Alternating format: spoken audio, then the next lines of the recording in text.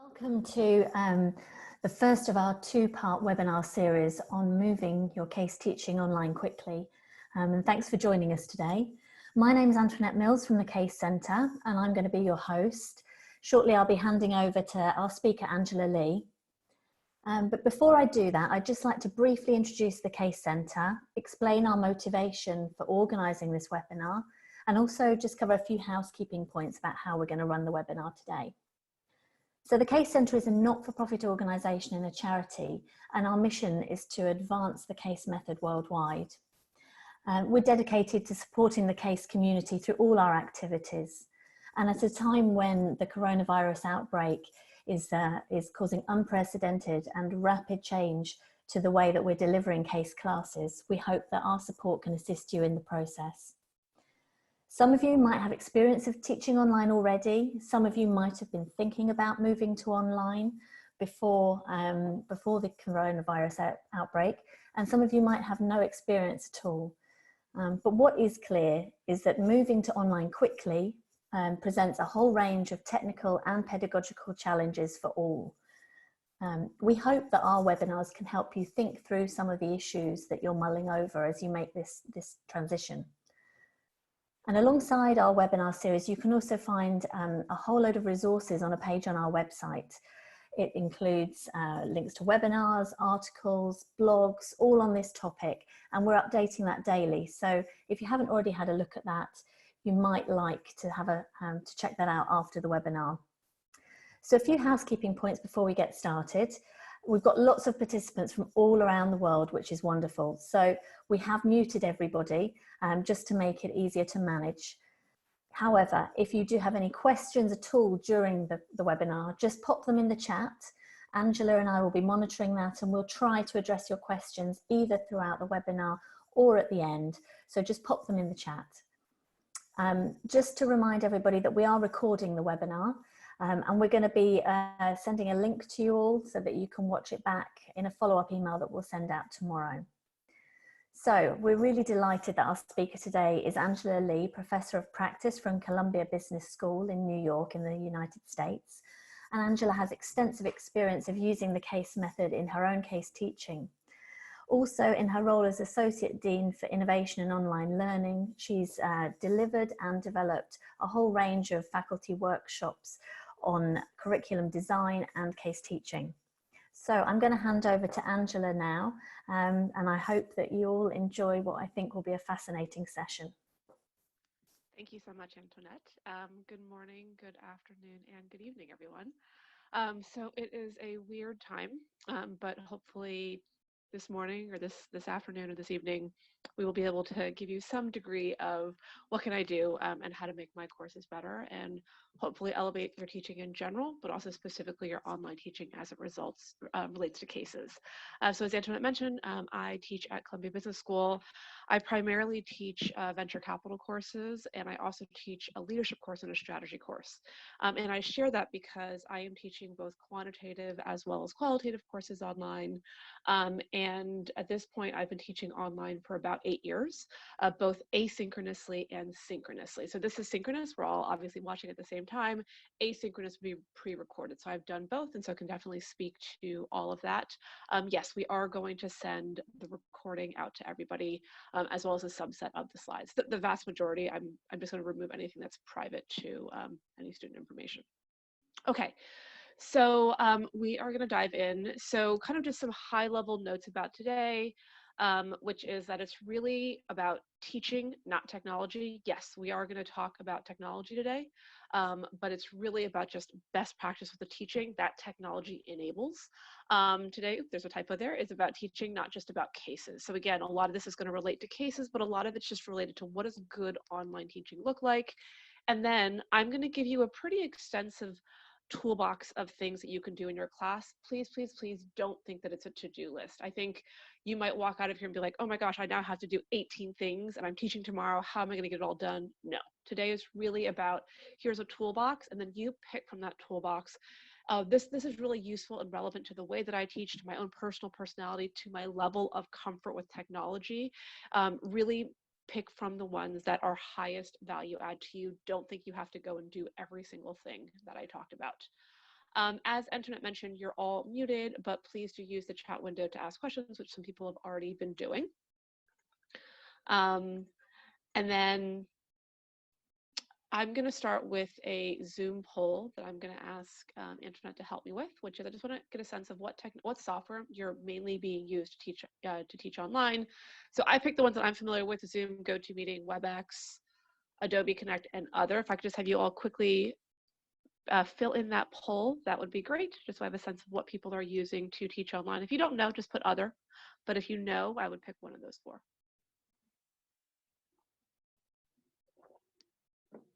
I'll give you 5 more seconds. 5, 4, 3, 2, 1. Antoinette, if I could have you reveal what people are using, that would be great. Okay, so Zoom is very much the winner. For folks who said other, can I just get a couple of people to type in what they're using other than the 4 that are mentioned here? It is, by the way, if we just want to have a whole conversation about customer acquisition and being agile in response to things, Zoom has done a really spectacular job as a company in terms of building things up. So I'm seeing a lot of Blackboard, MS Teams, Top Hat. Wow, Microsoft Teams. Okay, so Microsoft Teams I'm seeing the most, and then probably the second is Blackboard, Canvas. Okay, fair enough. Thank you very much. That is helpful for me to understand. But again, what I'm talking about today is platform agnostic, and it's really about how do you do really good case teaching, and then pretty much all of the different systems have tools that are related. Okay, I'm going to have you do another poll. So I took a look at when people kind of pre-registered what their experience with cases were, and so basically the about 40% of the webinar is regularly teaching with cases. A good chunk of you are occasionally and seldom, and then just very few of you have never taught with cases before. That's okay. What I wanted to understand using this poll is, what is your experience teaching online? And what I want you to do is go to this URL. So this is pollev.com/CBS1. If you go to that URL, you can go to it on your phone, you can go to it on your laptop or your tablet, and there should be a little, exactly what you see here. You get to click on what your level of teaching is online, and I just want to get a sense of that. And so just poke where your experience level is. So I happen to have, so this is Poll Everywhere. This is one of many polling tools that exist. I see some people are using Top Hat. Top Hat is another one. This happens to be the one that we use at Columbia Business School. And I just happen to really like this polling tool. It's a little bit fun. It's a little bit different. And you don't have to be quite so specific about your answers because there's a range. And I'm going to see if hopefully this works. So on my phone, I can see where people are in terms of teaching online. So I would say this group is probably 2/3.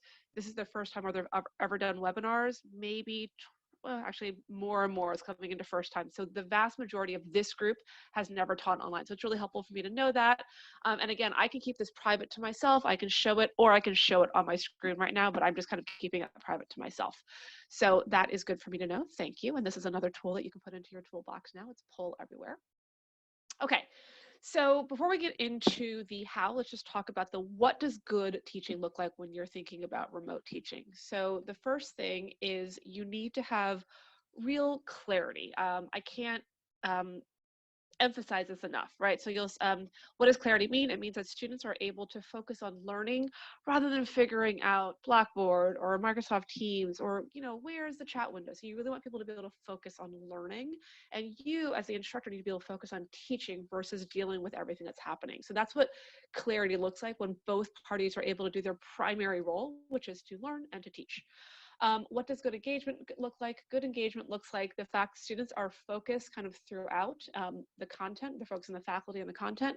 And the faculty knows if a student member is off watching a Netflix movie, or they know if they are completely checked out. And you have methods to re-engage people because we know how distracting and shiny our phones are and our email is. And then the last thing is accountable, right? It can sometimes feel very easy for students to be unaccountable when we're doing with online teaching. And so accountable means that students know if they're keeping up and what the resources are if they are falling behind. And even more importantly, you as the instructor know that student's not keeping up with the content. A third of the class doesn't understand what's going on. And you know how to measure and grade participation in this kind of very weird format. So let's talk about how to do each of these things. We're going to start with clarity. So I'm going to basically go through each of these one by one. So rules of engagement. Rules of engagement are just to be really, really clear on day one, and then maybe at the start of each class, just to remind people what the rules of engagement are. All right, so for my class, this is what I want them to do. I want them to log in using their laptop versus their mobile, because you just can't see as much on, even though these things are getting bigger and bigger, you can't see that much. And then for me, the default is that they join with their video on, because that way they're just a little bit more engaged, because I can maybe check in and look at their eye contact. Every once in a while, I'll actually do something like, hey, Antoinette, can you see my screen? Give me a thumbs up. And they know I can see them. And so I do ask them to join their video on. I do have them join with their microphone muted. They're allowed to unmute. And then I let them know on day one that I'm on a cold call, right? So I tell them exactly how I'm going to run the class so that they are hopefully very clear and they're not surprised later on how to do this. And then I do say very early on that I'm going to use poll everywhere. And I say, okay, so now, and I usually do like a really, easy poll everywhere one. I might show a picture of a map and be like, click on where you're calling in from, or I just, might ask like, do you like puppies or kittens, whatever the case may be. But I usually have a very easy poll at the beginning, because what I want to make sure is that everybody knows how to use the poll everywhere software, and I want to get that out of the way early on, so that in 5 minutes when I ask an actual poll everywhere question, but people aren't scrambling to be like, oh, professor, how do I get onto that URL? So this is how I kick off the class. And then again, I use Zoom. And so for Zoom, I would say this, and I actually just taught on Friday, and I said, hey, everybody click on participants at the bottom of the screen. And I want everyone to raise their hand, right? So when you want to talk, you're going to raise your hand. Everyone raise your hand right now. And then I'll say, oh, George, you want to say something. Why don't you unmute yourself and raise your hand? So for example, yeah, Melody just did that, so thank you. And so you could do this. But again, be very specific about how you want people to interact, right? And then you don't have to do this now, but again, I did this in my class, which is type in where you're dialing in from. And so in my class, I basically want them to do two things. I want them to raise their hand and talk, or I want them to type into the chat window. So you want to be really, really, really prescriptive with how you are telling to them to engage. So I have a question. Is it okay to force them to join with video? So if not, how to encourage them to do so? So again, I'm going to talk, so Zoom is the one that we use, and again, it's what half the class is using, or half the webinar is using. So Zoom allows you to have a setting where you can basically say, is the setting where the video is on or the video is off for participants. So that's the way that we, force is a strong word, but that's the way we strongly encourage. And we say, we expect you. So Columbia Business School culture is we expect you to log in with your video on, and then we reinforce it with technology. I would just say, I would really encourage everybody to log in with their video on, just like in class. You're like, please put your phones away, please put your laptops down in class. Same thing, you want to strongly encourage. And I think it's totally okay to be like, oh, hey, Kate, I see that your video's on, can you turn that on? And I do that throughout class. I don't do it too often. And obviously it's a particularly emotional time, and so I don't want to be overly harsh, but I want to be clear with what I want. So I do say, I expect you to have your videos on. We auto have that happen, and then I might remind people after class, and I might nudge people once or twice during class. But yeah, I think it's fine so long as you do it in a warm and kind way. Okay, so I'll give you another example of being really precise with instructions. Now, what is the average number of students you teach in one class? So for Zoom, the normal setting is 25 people. So I've done online classes with up to about 100. That's the most I've ever done. I would say that beyond 50, video gets a little bit tough to manage. What you might want to do with like really high numbers of classes is have the video on and then have your TA watch for body language, and then he or she can be like, hey, Mohammed hasn't been in front of his computer for the last 15 minutes, right? So like that might be for them, because I would argue even up to like 50, it's a lot to manage. But when I'm teaching 25, 30, 40, I will like every 15 minutes, I'll just go to the view where I can see everybody and I'll just kind of check in and I'll say, you know, people can get creative with their backgrounds. You'll be like, oh, I like that painting behind you. And I find that it's good for them to know that you can see them because it feels a little bit more interactive and it kind of closes off that barrier of online. It makes it feel a little bit more communal. In terms of bandwidth, that I am not able to speak to. That said, obviously, if you can have good internet connection, that would be better. Okay, so that's helpful to know that the university has advised against synchronous courses. Again, your different universities may differ. Video uses resources. Yeah, okay, that's fair. So that is a good point. Again, I'm saying how we're running our classes, but you're absolutely not forced to use video. I'm just saying this is how I run my class. Okay, so in terms of getting really specific with instructions, you know, in a normal class situation, let's say you're doing a case and you're kicking it off with a role play, which is a very normal way that you would kick off a case. You might say something like this: hey, Sarah and George, I'm going to ask you to play the general partner of this venture fund. And I don't know if you can see, I think like the general partner of the venture fund and the limited partner of the venture fund. And then I would say, hey, George, what would you ask? And because I'm in person, I'm pointing at people, I'm making eye contact, they can nod at me, and I can be a little bit imprecise with instructions. Carla, I will get back to you in just a minute. Right, so I can be somewhat imprecise with the words that I'm using because I have the ability to point at people, look at people, check in with them, have them nod. In an online course, I would be much, much more precise with my instructions. Sarah, you are the general partner of Surge Ventures, the case we just read about last week. George, you're going to be the limited partner who's considering investing in her fund. George, I want you to start off asking whatever questions you would ask to vet an investment manager. Assume that you already invest in venture capital, so you don't need to ask about the asset class. Sarah, I want you to respond based off of what you read in the case. Sarah and George, in the chat window right now, I just want you to both type, I understand, right? Just to make sure you understand what we're about to do, because I can't maybe see the understanding in their eyes, especially if I'm not using video. Class, I want to make sure everyone is listening. Why? Because I'm going to actually cold call 2 of you in a minute. I may or may not tell them what I'm going to cold call on, but everyone's okay. Even though Sarah and George are doing a role play, I can't just check out and go do something else. The professor's going to cold call me.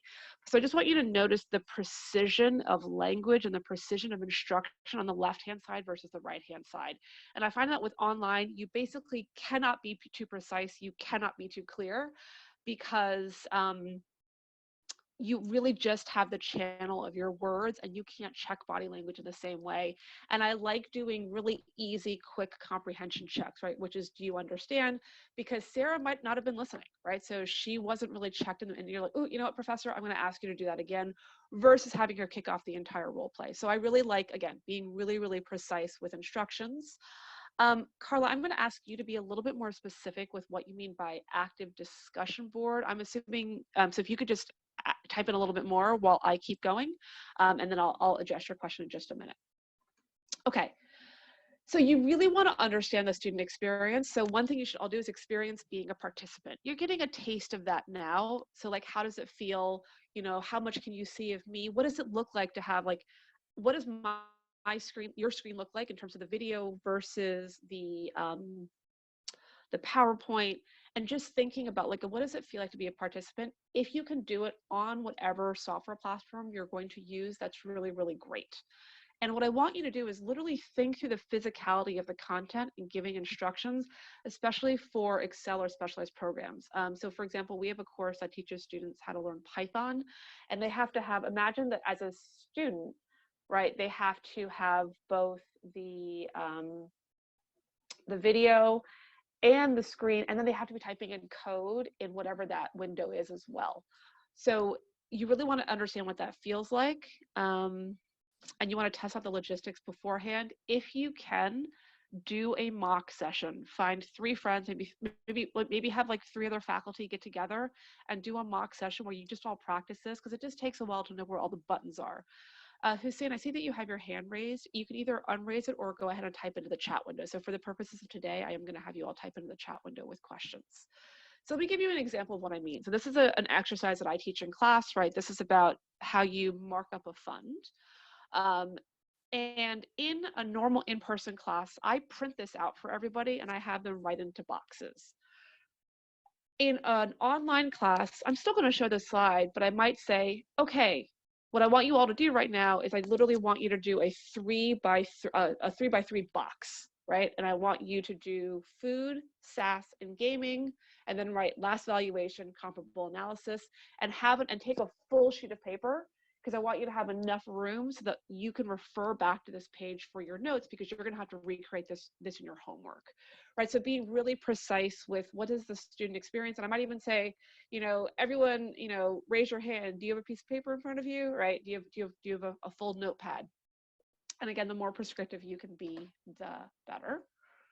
I notice you're using a blank white background. Is that what you recommend? Not necessarily. It's what I like to do. For those of you who want to use one, you know what? I will, the background I have behind, actually, let me see if I can show it to you. It's like, it's not, my video camera's not really picking it up that well, but it's basically just a big white screen. It cost me $40 US. I will share the link with the Case Center team, and I'll have them send it out with the notes to this. But it's just a big piece of paper. I like it, but you don't have to do it. I mean, the chat thread like this. How do you select the questions to answer in a larger class where you might not get many questions? So in terms of the chat getting out of control, I mean, what you're seeing happening now is pretty realistic, and we have 127 participants online. It's very normal for a question to come in every couple of minutes, and then you can do a couple of things. I'm kind of taking them real time, but you could also say, I mean, you saw me do this to Carla. Carla, I see your question. I'm going to come back to you in 5 minutes. You can say, feel free to type questions in the chat window. I'm going to talk for the next probably 10 slides, and then I'm going to answer all the questions at once. You can do whatever you want. If it becomes overwhelming and people start getting kind of silly, which sometimes happens, right? Like, you can say, hey, class, I'd love for us to use the chat window really for the purposes of questions. In my experience, I found the chat window to be a great way to engage and to manage. I think it's choose whatever style feels comfortable to you, just like what you would do in class. In class, do you take questions as students are raising their hands, or do you say, hey, let me just get through this next 15 minutes and then I'll take questions at the end? I think both are totally fine. Okay, so that is around clarity. And then the other thing I would say is to have a logistics checklist. So I have one. I have it printed out, right? So I have little boxes. I have a little bit more than here. Like I have things like powder your nose, which I didn't know you wanted to do this. But just being really specific, like what are all the things you need to do? Because you don't want to be scrambling last minute that, oh, you forgot to type in your headset, or you don't have a glass of water, whatever the case may be, and just make sure you have everything you need. So I have my slides. I tend to print out my slides 9 to a page. I have Poll Everywhere pulled up on my phone, but just whatever it is you need to teach, you just want to have like everything in front of you. So I strongly recommend creating your own logistics checklist to make sure that you have thought of everything as you're going into this.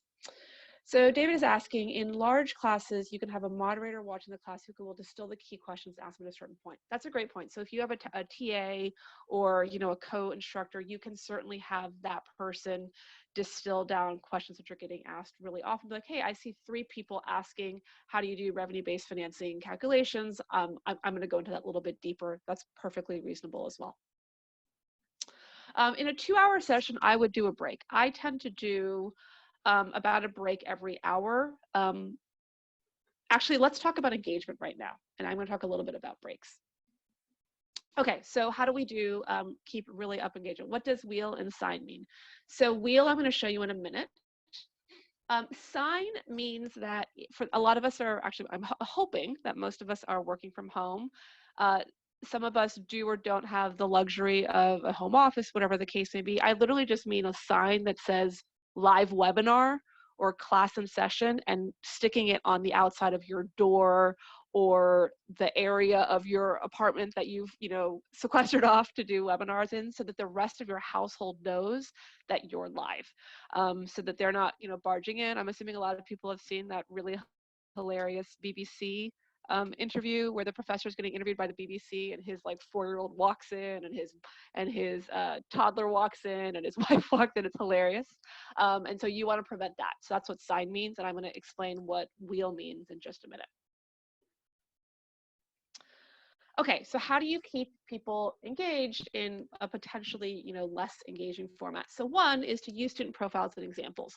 So this could be as simple as, for example, let's say that Samina was the GP in this example, right? I don't know anything about Samina's background. She just happens to be a student. But first of all, Samina is going to stand up a little bit more, in her chair because she's like, oh, the professor just said my name. But then everyone else, when they hear a student that they know, it just like kind of gets them in a little bit more. Or if hopefully you know their backgrounds, you could say, mention it specifically about their backgrounds, right? So I'm about to talk about my thesis on investing in the education technology market. I know that Chris is going to be really interested because he's interested in ed tech investing. So again, at Columbia, we have student profiles, and so we can read them, and that way, all of a sudden the students are like, oh, the professor knows who I am. She's actually read my background, or there's always a lawyer in my class, and I do cover legal term sheets on my class. And so I always use this joke. So like, Caitlin, I know you're going to keep me on my toes because you're a former lawyer, but just if the more you can understand who your students are, the more they feel like you're really like reaching through that screen and you know them and you care that they're on the other side of the screen, the better, and it's going to dial up engagement. I recommend cold calling. Every school is different, but I think it's great in a normal class, but I think it's great in an online class as well to keep people engaged. If you are going to cold call, it's really, really important to set expectations on day one, to say, on day one, just so you know, I am going to cold call. And then what you want to do is you want to plan your questions. You want to match the difficulty of the question to the coldness of the call. I'm going to explain this more in just a minute. You want to spread them out throughout the session because, again, they're kind of engagement mechanisms to get people re-engaged. Oh, the professor might cold call me. And then identify the student beforehand. You can do it in a couple of ways. You could say, oh, Chris is interested in ed tech, so I'm going to call on him for that. Or, so-and-so used to work at Goldman, and I have an example about that. Or so-and-so used to work at Disney, I have an example about that. Or you could say, you know what? Last week, these 6 students were completely unengaged. Maybe I'm going to cold call them this week to make sure that they're engaged. You can do it randomly. I'm going to show you the wheel in a second. Excel has like randomizers that you can use to like do a random number and then pick a student that way. Sometimes when I do group work or I actually have a 12-sided die and I roll the dice and I'm like, okay, 10 came up, and people think it's fun as a way to engage. If you have group work and you have a fewer number, because most of us don't have 50-sided die. And then you want to warm it up. So warming it up means that you want to give people prep time for the fact that you're about to cold call. So giving everybody time is simply saying, in 2 minutes, I'm going to have you all do this brief mathematical exercise. In 2 minutes, I'm going to cold call on somebody to walk me through how they calculated this startup's valuation. That way, everyone knows that I'm going to cold call. The poll can be, I want all of you to figure out the startup's valuation. There are 5 options in the poll. Go ahead and pick on it. And then I can say, oh, you know what, Sarah, you got the right answer. You said it's 44 million. Walk us through that. So she knows she has the right answer. She feels a little bit more comfortable. But again, there's a little bit more of a warm up to the cold call. A private message can be, so I'm actually going to do this right now. So I'm going to pick Carlos, right? And say, I'm going to call on you in 5 minutes to share your answer. So none of you can see that, but Carlos just got a private message from me saying, I'm going to cold call you in 5 minutes to share your answer. I'm not going to, Carlos, don't worry. But the rest of you don't know that, but Carlos has a little bit more time to prepare for whatever I'm about to ask him. Again, I'm just using that as an example. I'm not going to cold call all of you. Or you could email them the day before. Tomorrow I want you to kick off the case discussion, or I'm going to ask you to lead the role play. And so they know to read the case a little bit more carefully. So you can give 2 minutes of warming up to, 24 hours of warming it up. And what you want to do is the easier the question, the colder it can be. So this is a fairly easy question, right? I have them do a case example where they read about an investment thesis of a fund. What do you like about it? Like, that's pretty easy. I could call on that very coldly. I could simply say, Andrea, what do you think? What do you like about the investment thesis of this fund? Right? Or again, I teach venture capital courses, so I could say, Guillermo, I'm just looking at people's names in the chat, in the window, in the participant list. Guillermo, are you more interested in early stage or late stage venture capital? Why? Again, these are pretty easy questions. They're qualitative. I can be very cold with that call. Contrast that with this question, right? To return 3x out of 20% of carry to the LPs on 50 million, what does this partner need to generate in exit proceeds? Now, obviously, I've taught them how to do that, but it's a harder question. I don't know that I would just do this completely cold. I could do this in a couple of ways. I could say, I'm going to give you all 5 minutes, and in 5 minutes, I'm going to cold call somebody. Or I could make this a question in the case, and then I've now looked at who got the right and wrong answer, and I could then call on somebody who got the right answer. I could do a poll and only call on who got the right answer, whatever the case may be. But this is one that I would want to warm up a little bit versus just being really cold with my question. I'm going to pause here and see if there are any questions specifically about cold calling or anything that I've talked about now. And I'm also demonstrating this as something that I encourage people to do, right? Just take a pause every couple minutes, not every couple minutes. Take a pause intermittently to see if there are any questions. It also allows you to get some water and take a minute. Can you explain the wheel? So the wheel looks like this. So if you go to classtools.net, it's a completely free tool, and it literally spins and picks somebody. And it looks very youthful, right? Like it looks like it would be appropriate for 10-year-olds, but I use this in an MBA classroom. Students really like it. It's a way to randomly cold call somebody. If you just go to classtools.net, there's actually a lot of free tools on classtools.net. They have online timers, they have all that kind of stuff, but that's the wheel. How do you select the first question? So Bharat, I don't know if I completely understand your question. If you're saying, how do you select the first cold call question? So I'm going to ask you to clarify a little bit. The opening question to a case. That's a whole separate conversation, but in general, for the opening question of the case, so I'll tell you what not to do. What not to do is to say, can somebody recap what this case was about? Right? The reason why you don't want to do that is because it basically lets everybody off the hook who didn't read the case. You want your first case question to be pretty, you want the first case question that you ask to let them know that right away they need to be engaged and they need to be prepared. But you know what? What I will do is I will send you a selection of really good case opening questions. Let me just take a note. Background case opening questions. I can share that because it's a longer conversation, but what you want it to be is you want it to be a question that forces people to need to be engaged right off the bat. I like to do a role play, or it can, but I'll give you examples of some of that. Do you ever use a whiteboard? All of your slides look pre-prepared. I don't use a whiteboard because I'm in a home office where my webcam quality is only okay. I'll tell you what I do is I would do this. So there's in Zoom. I'm going to pause my share. So in Zoom, you can do new share whiteboard. And there's a couple of things you can do, right? I can do hello. I can also draw, let's draw a smiley face. You can do this. So that's one. What I find to be really easy, stop share. And then I'm gonna share my PowerPoint again. What I find to be much easier is to, sorry about that. See, this is a real-time example. Let me go back to share screen. Okay, so what I would tend to do more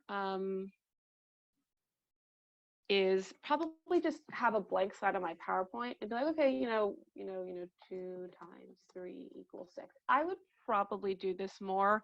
I find that having too many things, I mean, you saw what just happened. I have like a couple screens open. I tend to do this more for whiteboards. For those of you who are able to actually do something behind you, just test it out that whoever's on the other end can see what's being written.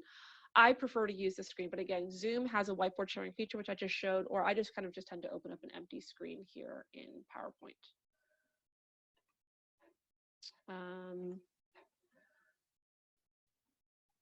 How about teamwork?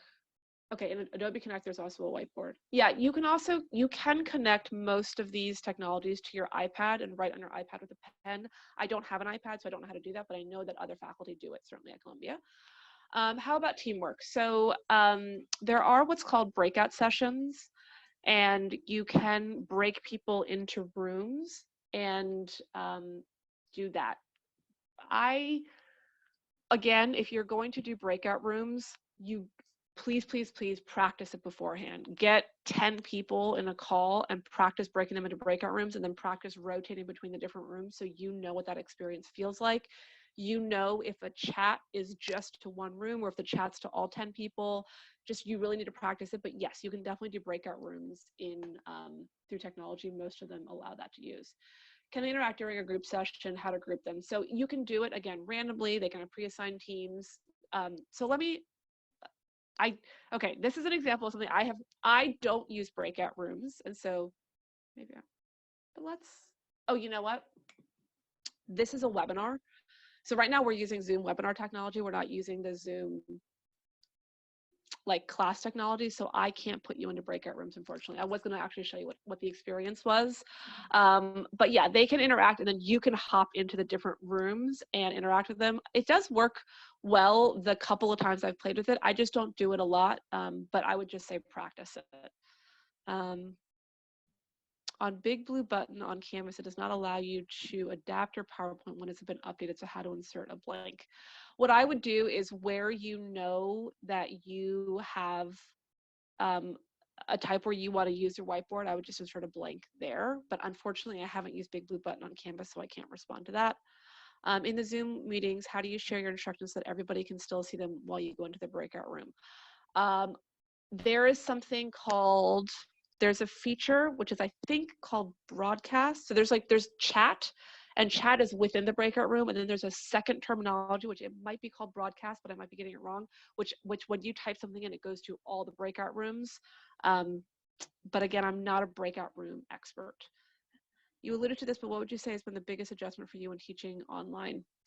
Honestly, everything that I've talked about so far, I would say clarity. I think clarity is the one where I didn't realize that a lot of the times my instructions are imprecise until the first few times I started teaching, and I was like, oh wow, like I rely so much on being able to repeat, like checking in for body language, and so just like the precision you have to be around your instructions, that was probably the biggest lift for me. An advantage of teaching online, I would argue, is you get better data about engagement, which I'm going to talk about in a second. And I have been really surprised that the participation has gone up. So especially when I teach a fairly technical class, I get a lot of private messages. A private message saying, hey, professor, can you go over that math again, right? And in a classroom of 70 students, a student can be very reluctant to raise their hand and say, I don't actually understand what you just said. But in a private chat, it's very easy for them to do. And so I find that the engagement and the participation from the introverts in the room has gone up. So my engagement actually has increased with online courses. So I think that's one benefit. And the second thing is, if you can teach well online, you're going to be a rock star in person. So I think it forces you to think through your content in a way that will improve your regular teaching. I'm a better teacher live because I teach online. So people are saying you should send the email to all panelists, the chat to all panelists. Most people have. That said, if people want to privately ask a question, I don't want to force you to ask it out loud. But most people have been asking questions to all panelists and attendees. Ellen's asking, do you have any views on the relative benefits of synchronous versus asynchronous for case teaching? Case teaching, my preference is for synchronous. And synchronous means what we're experiencing right now. We're all on the line together because you can facilitate conversation, you can have a back and forth. What asynchronous is very good for is delivering content. So if you want to teach them how do you value a startup using these 4 methods, that's great for asynchronous. They watch a video, you give them some examples, they do the homework, and then when you come into class, you can say, what's better, discounted cash flow or dilution method or the venture capital method, and that's really good for synchronous. But I find that disseminating information asynchronous is great, but in general, case teaching, I prefer synchronous. Is that? How do you rate class participation? How do you verify who's prepared the case online? Okay, so let's go into some other questions that are being asked in the chat window. So again, I'm just picking on Poll Everywhere right now. But again, there are many, many polling systems. I tend to ask two types of comprehension check questions. One is this, where it's actually there is a right answer, and I can very quickly see that, you know, a third of the class got the wrong answer. I need to go over the math again, or almost everybody got it right. I can move on. So this is one type of poll I do often. Just to give you a sense, I teach typically 3-hour classes, although right now I'm teaching a 5-hour class, which is an interesting online class, each for 5 hours long. But in an hour, I'll probably have 4 polls, right? Because I want to be checking in often. And then the other type I have is much more of a like, how are you feeling? And I, in full disclosure, borrowed this from another professor, but I now use it all the time and it's so useful, which is, how are you feeling, right? Totally great. You can move on, professor, or you know what, I'm a little confused. Give me a high level takeaway, or I'm actually pretty confused, or like, I have no idea what's going on. And this is an actual version. And so this, I'm like, okay, I need to go over this content again because a solid 40% of the class just is pretty confused. So I use this intermittently. I don't do it that often, but if I just taught something particularly difficult, or maybe I've just been talking for too long, I use this as a poll. And then I mentioned, you know, in an hour worth of content, I might have 4 polls. You want to re-engage using what I call sparks, because we all know this is what happens to attention, right? We get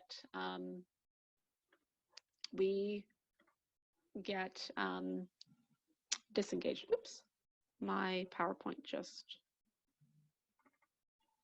did a funny thing. Okay, so this is what happens naturally to attention. Can I get a couple people? Antoinette, I just want to make sure that everything still looks good. So if you could just respond and let me know that everything still is working. Okay, thank you. Yeah, it's fine. Thank you. So this is what happens normally to attention, right? It's going to dip. And so what you need to do as an instructor is you need to re-engage using sparks. And I would say every 10 minutes, you have to do something. Now, it doesn't have to be a huge spark, right? It can be an image, it can be a story, it can be a joke. It could be dialing up your energy, just like sitting up a little bit more in class and like looking into that screen and dialing up your own energy. It can be Zoom, you can play with your background. I don't tend to do that, but you can all of a sudden be, you know, in San Francisco with the Golden Gate Bridge behind you. Maybe showing a video, cold calling somebody, doing a quick poll, saying, okay, everybody just type into the chat window, you know, what the weather is where you are, whatever the case may be. Popcorn chat, I'm gonna explain in a minute. It's basically where I have everybody just respond using one word.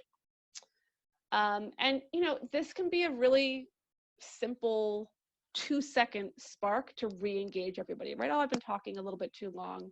Here's a cute photo of a puppy, and I do use this a lot. And then somebody asked me before about breaks. So again, I tend to use baby animals for a lot of my fun stuff. So these are red pandas. They're very cute and they're stretching. So there's 2 things I do. One is I will take an actual break every hour, right? So I teach for 50 minutes. I'll do a 10-minute break and then I'll have them re-engage. They go to the bathroom, get some water, stretch. And I say, stand up, go do something. Or what I also might do is maybe even 30 minutes in, just be like, okay, let's just all take a really quick stretch break. We've all been sitting for a little bit. We've all probably been sitting all day, you know, on Zoom calls.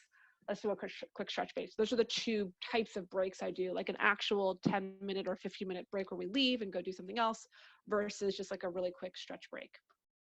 By the way, I'm going to send these slides out. So don't feel like you have to furiously take notes. So that is that.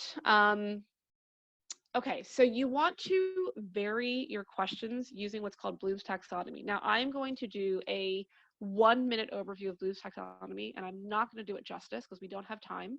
By the way, I'm teaching like a 2-day version of this course at some point. It was supposed to happen on June 15th and 16th in Boston. It's obviously been canceled, but I think we're going to do an online version instead. And so I will go more into this there. But the really quick version is that most of us tend to ask the same types of questions. right? Do you understand this? Do you remember this? And Bloom's taxonomy is talking about varying your questions by asking different types of questions. For example, right?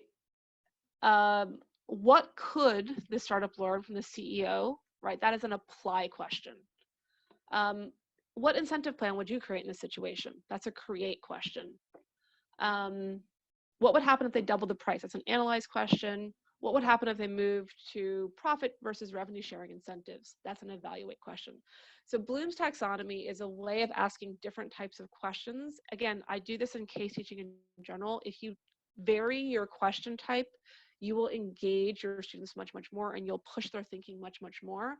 And if you just Google, Bloom's taxonomy question stems, you'll get a couple of lovely images about how to apply this. Again, I'm not doing this justice. This is a very long session, but I just wanted you all to know that this tool exists. It's called Bloom's taxonomy. And if you just Google question stems after it, it'll give you a lot of different types of questions to ask. And then the last thing I want to say about questions before I go back into the chat window is to use the right channel to ask different types of questions. I'm actually going to answer the popcorn chat right now. So this is a popcorn chat, right? A popcorn style chat. This is a term I made up. This is not an official term. It's a term I made up. So everybody share a one-word answer in the chat about what matters in leadership. Don't do this right now because I want to make sure that I keep your questions open. And then people would write their different things. And this is a way to get everybody to engage. And then what I would say is, George, you wrote authenticity. What did you mean by that? Can you please unmute yourself and respond? And so you want to think about what's appropriate for chat versus voice. Again, right now you all can't use voice because this is a webinar. There's 120 of you. But in a 50-person class, this might be a way to do it because it can take a long time to give a really thoughtful answer about what do you mean by authenticity. And I find that chat tends to limit the richness of the thing that you would say, but over voice, you could do it very well. Similarly, in the chat window, you might say, should they sell for 60, raise a series B or other? Hey, Sarah, you said other, what would your recommendation be for this startup? And so it's think about the questions that you ask and what channel you want them to respond through. And if it's a very rich question, chat might be harder, but if you want to get everyone to engage, I highly like the chat window. I am going to go back up and make sure that I've answered all of the questions before we get into accountability. Okay. So how do you rate class participation? I'm going to do that in accountability. How do you verify who's prepared the case? I'm going to do that in accountability. Asynchronous may be different when you have people in different countries or when they have problems to connect simultaneously. So in terms of engaging in asynchronous teaching, they have discussion questions they have to fill in, or they have homework, right? So that's the way you engage is homework or a discussion board where they have to be typing in and responding to each other.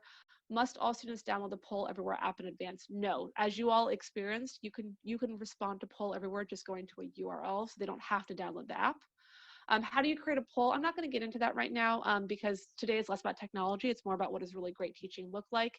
Plus, I don't know what platform you're on, but it's very, very easy to create a poll. What is the attention span of college students online? The data shows that basically every 6 to 10 minutes, people kind of go, woo, I'm thinking about something else, which is why I say every 10 minutes, you want to re-engage people and have something.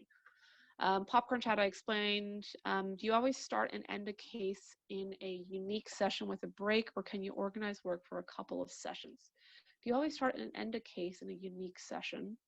Oh, no, not at all. So if it's a really long case and it's really dense, you can certainly have it over 2 sessions. Not at all. I think your case teaching plan can be whatever makes sense for you. I also will sometimes, if it's like a 3-hour class, I might do like 20-minute case discussion. Actually, I do this quite often. So the Surge Ventures case, which I do in class, is they read an investment thesis of a venture capital fund, and I basically have them evaluate the investment thesis, and then I don't tell them what the quote unquote answer is, and then I do content like for 90 minutes where I teach different aspects of investment theses, and then we go back to the case at the end, and we revisit it. So case teaching doesn't have to be a certain length or a certain sequence. Case teaching is whatever works to elicit the learning that you're trying to elicit. what is your recommended length of a class and case discussion? So for online, what I will say is I find that 3 hours tends to be the point where people do start to get a little bit squirrely. That said, I'm teaching a 5-hour class right now, and it just means that I have to have a lot of sparks, enough breaks. It's on me to have really engaging content, but I do find that like 3 hours tends to be where people start to get a little bit like, whew, it's a lot. But again, it certainly can work with 5, and I've done 8 in the past. 8 hours in a day is tough for everybody involved. But some of us have been forced to take a really dense maybe block week course and put it online, and so I think given that, you can make it work. It just means you have to dial up the engagement and the accountability. How do you offer a 2-day executive teaching online? I think you literally just do all the things I just talked about. I would just focus even more on engagement and really force yourself to be like, do I have something to engage people every 10 minutes? And you want to vary the modality of teaching, right? So you want to do a case, and then you want to do a lecture, and then you want to do a breakout, and then you want to do and just make sure you're really mixing it up. To have me do this for 8 hours where I'm just talking at you would be really, really difficult for everybody involved. So the longer the session, the more you want to have sparks and break things up in terms of different types of methods of teaching. How important is it to keep your own video on? Do you ever toggle it off during a session? I don't toggle it off, but you can so like during a break, like obviously I'll toggle it off at that point. Also, I have debates in my class. So in that case, I will not have me be the main video. So you certainly can. I would say just have a purpose for it. Okay, I'm going to move us on to accountability now, and then I'm going to take a few more questions. So in terms of accountability, so again, set expectations, right? That you want this to be an engaged class. What you might want to do is after a couple of class sessions, if somebody's been a little bit less engaged, nudge them on that. It's really important to have multiple components for grading, especially grading participation. So I'm going to show you my actual class I'm teaching right now. So I have class participation as a total of 12 points out of 100, from -2 to 3, and I have my own like internal rubric for how I grade. I have some guest speakers coming, and so they get points for submitting questions ahead of time to the guest speaker. I use Poll Everywhere, so I probably in a 5-hour class will have maybe 20 polls. And so the great thing about Poll Everywhere is you get one report at the end of class, and it'll tell you how many polls a student filled in, and so that's part of their participation. And then I have a team feedback that they have to do, so that's 2%. They have 6 individual assignments, so that's 40%. And then for the final project, I give them a grade, but then their team gives them a grade as well, which is actually worth 1/3 of their final project, so they are thoughtfully contributing. And so I do this for a lot of reasons. One, I think I should have a thoughtful rubric of how to grade, but also it makes it easier to defend grades. And especially with online, you want to have lots of different ways to grade participation. So in Zoom, and again, my apologies, but over half of you are using Zoom, so I'm going to speak to that first. So if you just go to that first URL, so mine is zoom.us. I'm realizing that is probably a US-centric URL. But if you just go to your account page on Zoom, down at the bottom, there'll be reports. And so there are several types of reports. One is a chat transcript. So I will be able to see everyone that wrote in the chat window. And you can just it's a text file. You can just give that to your TA and have him or her grade based off of that. It also has an attendance poll. So it'll tell you everybody who is in there. And so you don't have to necessarily take attendance. And so you'll know everyone who's in there. I use polls, again, for participation to know if people did the poll. Now, in order to use polls for participation, they are going to have to register. So if you want to use polling for participation, they are going to have to register. I also print out the photo roster of my students. So this is the class that I taught last Friday. And so when someone says something really good, I'll just put a little tick mark next to their face. And that way, that's one way I track it. And then I also have a TA, and she is also going to be noticing, because I have verbal, people are making verbal comments that I can't track using technology. And so she's tracking all of the verbal comments.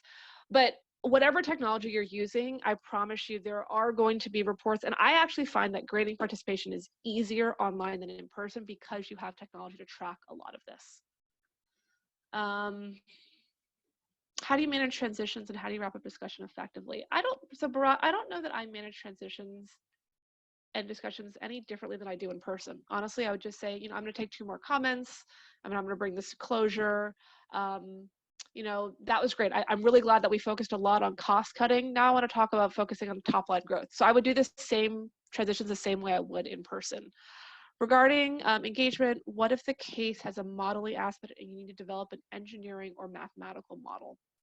I would say highly technical stuff, you might want to have them do offline and then more of the discussion. Because the problem with highly technical things is they might have questions on how to use Excel, whatever the case may be.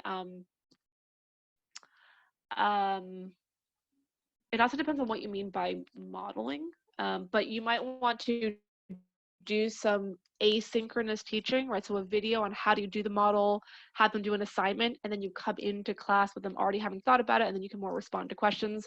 The other thing that I like to do when I ever have something particularly technical is I have them send questions in beforehand as well, right? Which is do a homework assignment, what questions do you have? And then when I come into class, I am able to be like, okay, a lot of you really struggled with calculating the IRR for this fund. So I'm gonna spend a little bit more time there, whereas most of you were able to do the dilution method, whatever the case may be. Do we expect them to work virtually? My expectation is that most students are doing homework, not just spending time in class. Again, I think different schools are different, but our expectation is they do have homework and they can be doing work virtually. You don't have to have asynchronous learning. Asynchronous is like you tape a video of yourself, but if you can do it easily, it's certainly something to add. No worries. Richardson, thank you for being on. Do you think keeping our camera on makes a real difference for engagement, even if students keep their cameras off? Yes, I do think that having your camera up versus having just a disembodied voice talking, I think is a good thing. It can't hurt. Okay, is that everything that I wanted to talk about? Yes, so this is everything that I talked about. We only have 3 minutes left, and I feel like Antoinette wanted to also wrap stuff up. So do you record? So I'm going to take like 1 more minute and then wrap up. Do you record your sessions and offer them to students for review? I do. Your decision if you want to or not. One of the reasons that we do is because of time zones. We have students all over the world right now, and it's not fair to ask a student for us in Asia to be awake at 3 in the morning to take a class. So we do record all of our classes, but again, it's every school's policy and your individual policy to discuss. Have you ever experienced a situation where the discussion got a little bit out of control? Yes, absolutely, right? So whether it was a loaded comment or people are just like really saying a lot of things, a couple things, I might say, okay, let's do a popcorn chat, everyone do 1 word, or I might say, I see a lot of comments coming in. I know this is a difficult situation. Let's all just take a deep breath. And I want someone to respond just with something, solution-oriented compared to what we just said. Yes, like I said, we're going to be doing a 2-day version of this, so it's hard to do all this. How is peer assessment possible online? You do a peer rubric, right? You can give them a little grade your team member on a scale of 1 to 5. This is what 5 looks like. This is what 3 looks like. This is what 1 looks like. And then you have that data on your own. How about a take-home exam? Yes, absolutely. You can do take-home exams. Absolutely. Okay, so I'm going to unfortunately have to end this at this point. Thank you for all of your engagement. I'm going to let Antoinette respond about the 2-day seminar and also jump back in. Sorry I took so much time. No, thank you, Angela. That's been absolutely fantastic, and I think everyone's really enjoyed it.